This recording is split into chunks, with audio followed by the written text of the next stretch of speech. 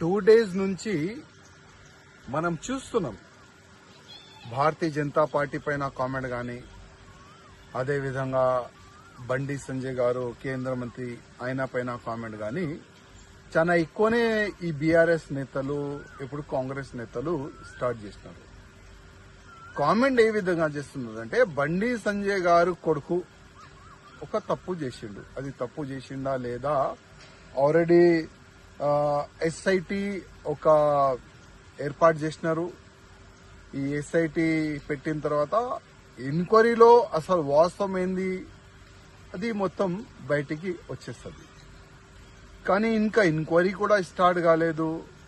ఇవాళనే రేవంత్ రెడ్డి గారు DGP గారితోని commissioner గారితోని మాట్లాడి అసలు బండి సంజయ్ కొడుకు కేసు ఏంది వివరాలు కూడా మన ముఖ్యమంత్రి గారు తీసుకున్నారు.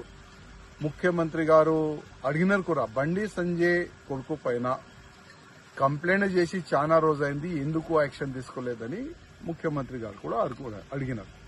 పోక్సో కేసు కింద బండి సంజయ్ గారి కొడుకు పైన కేసు అయింది. అసలు ఇది కుట్రనా లేక వాస్తవం ఇది కేసు అయిందా, ఇది తప్పు జరిగిందా, ఈ ఎస్ఐటిఓలు మొత్తం ఎంక్వైరీ చేసి రిపోర్ట్ అయితే పెడతారు.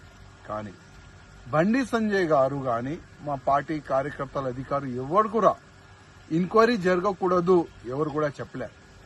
బండి సంజయ్ గారు ముందు నుంచి చెప్తున్నారు, ఒకవేళ నా కొడుకు కూడా తప్పు చేస్తే ఎంక్వైరీ చెయ్యండి, వేరేకి శిక్ష ఏ విధంగా ఇస్తారు నా కొడుకు కూడా ఆ శిక్ష వేయండి, మేము రెడీ అని బండి సంజయ్ గారు ముందు నుంచి ఈ మాట చెప్తున్నారు.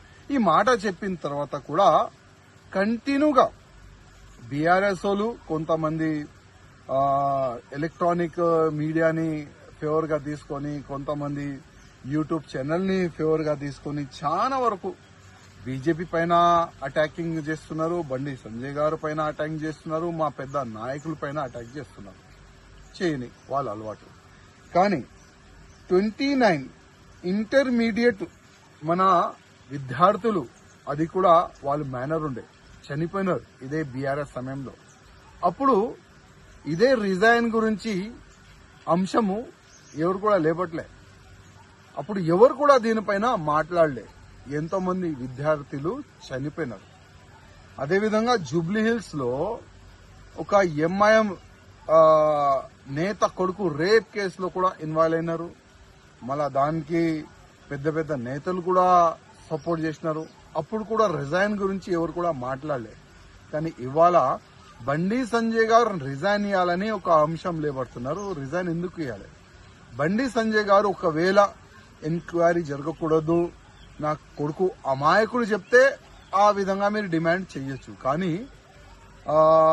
బండి సంజయ్ గారు ఒక కార్పొరేటర్ గా ఒక ఎంపీ అయినారు, ఒక ఎంపీగా ఒక కేంద్ర మంత్రి అయినంటే ఎంత కష్టపడి అక్కడ వరకు అయినా పోయినారు. ఒకసారి ఆలోచన చేయాలి రిజైన్ అడిగేవాళ్ళు. కానీ మీకు రాజకీయం ముఖ్యం, మీరు రాజనీతి చేస్తారు, నో ప్రాబ్లం. కానీ బండి సంజయ్ గారు గురించి తప్పుగా ఎవరు కూడా మాట్లాడొద్దు. ఎంక్వైరీ జరుగుతుంది, పక్కా ఎంక్వైరీ జరగాలి. ఒకవేళ బండి సంజయ్ గారు కొడుకు తప్పు చేస్తే శిక్ష కూడా తప్పు 100% ఉంటుంది.